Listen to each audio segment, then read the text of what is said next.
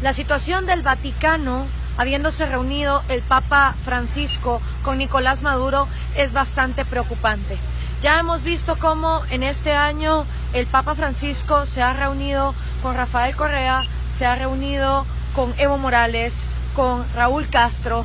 y no hemos visto por parte del Vaticano tomar con seriedad la cantidad de violaciones a los derechos humanos principales que en estos países se están violando constantemente. Hablo del derecho a la vida, de la cantidad de presos políticos que existen en Cuba y en Venezuela. Hablo del derecho a la propiedad privada, donde la gente en estos países ha sido arrancada y despojada de los recursos y del fruto que con el sudor de su frente han tratado de sacar a sus familias adelante. Y por supuesto hablo también del derecho de todo ser humano a la libertad de expresión, que constantemente y específicamente Rafael Correa ha atentado, cerrando medios de comunicación, metiéndole militares, intimidando periodistas hasta que estos han tenido que abandonar el país. Es realmente vergonzoso cómo el Papa Francisco recibe a estos dictadores del socialismo del siglo XXI, que cada vez están anulando las libertades y los derechos de sus pueblos.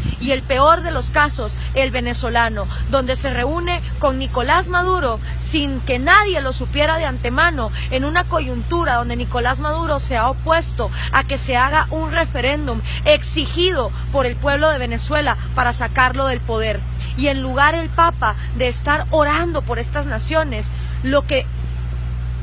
estas naciones realmente necesitarían es una condena oficial y una condena real por parte del Vaticano, porque si bien es cierto, los principios cristianos llaman a que todo individuo es merecedor de una vida digna, de sus libertades y de su propiedad, del fruto de su esfuerzo. Esos son valores con los que los cristianos comulgan. Y cuando vemos a un papa que se rehúsa a reunirse con las damas de blanco, mujeres que son golpeadas, vapuleadas y llevadas a prisión por tratar de entrar a la Iglesia Católica en la isla de Cuba, y que con ellas no se reúne, pero sí se reúne con dictadores como Raúl Castro, y no tienen ningún reparo en decir algo en contra de todos los años y las décadas en que esa isla no ha habido libertad, realmente es vergonzoso. También es vergonzoso que el Papa Francisco condene el mercado, cuando el mercado no es más que la voluntad de miles de individuos comerciando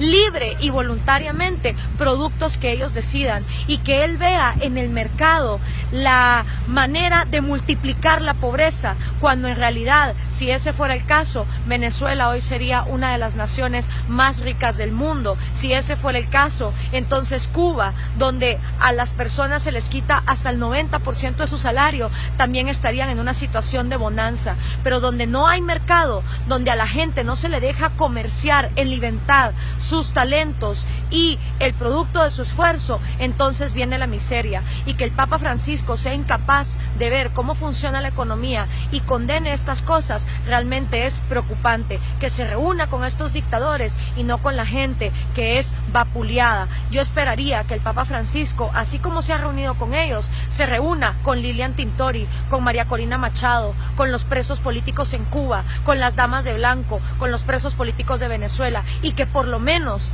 tenga la amplitud de mente de escuchar las dos versiones. Para